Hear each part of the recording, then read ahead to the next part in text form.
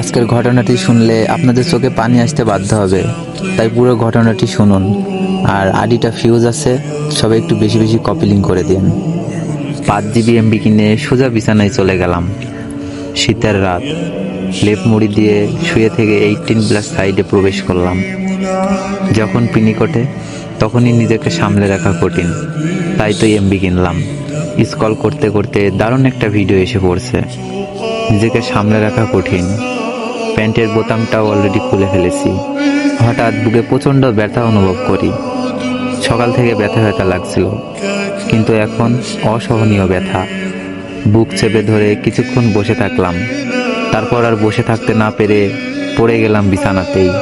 পড়ে যাওয়ার খুব জোরে একটা আওয়াজ হলো, কারণ পাশের টেবিলে থাকা ফুলদানিটা হাতে লেগে নিচে পড়ে গেল। পাশের ঘর থেকে বাবা মা, ভাই, ভাবি, আরও 4 বছরের ছোট ভাতিজা ছুটে এলো। রাত বেশি হয়নি, আরও দেরিতে ঘুমাই সবাই, তাই তো একটু শব্দ পেতেই চলে এসেছে। মা আমার মুখ দেখে উত্তেজিত হয়ে জিজ্ঞেস করলো, কি হয়েছে? কিন্তু আমি কিছু বলতে পারছি না। দেখতে পাচ্ছি, শুনতে পাচ্ছি, অথচ কিছু বলতে বা করতে পারছি না। পুরো দেহ অবশ হয়ে গেছে। মা হঠাৎ তড়িৎ গতিতে একবার হাত আর একবার পাতে হাত দিয়ে দেখলেন, তারপর কয়েকবার ঝাঁকালেন জোরে। বলছিলেন, কথা বল বাবা, কথা বল।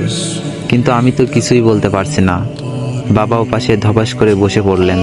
ভাইয়ের চোখ দিয়েও পানি পড়ছে। আমি কিছুই বুঝতে পারছিলাম না।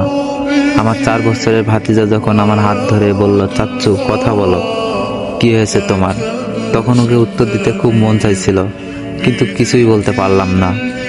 হঠাৎ বাবা বলে উঠলেন, ঈশান, তুই আমাদের ছেড়ে কিভাবে চলে গেলি? তারপর বড় ভাইকে বললেন, ও আর নেই, ওর জানাজার ব্যবস্থা কর তুই। এতক্ষণে আমার মনে হলো, আমি কি মারা গেছি? কেউ একজন আমার চোখ দুটো বন্ধ করে দিল। আমি আর কিছুই দেখতে পাচ্ছি না। চোখে শুধু ভেসে উঠেছে জীবনে কত খারাপ কাজ করেছি। বুকটা কেঁপে উঠছে বারবার। এত পাপের হিসাব কিভাবে দেব? যদি আর কিছু সময় পেতাম। কিন্তু সেটা ভেবে তো আর লাভ নেই। কিছুক্ষণ পর আমার জানাজা হলো। অতঃপর কয়েকজন ধরে কবরে রেখে দিল। কোনোদিন অন্ধকারে ভয় হয়নি, কিন্তু আজ বড্ড ভয় লাগছে।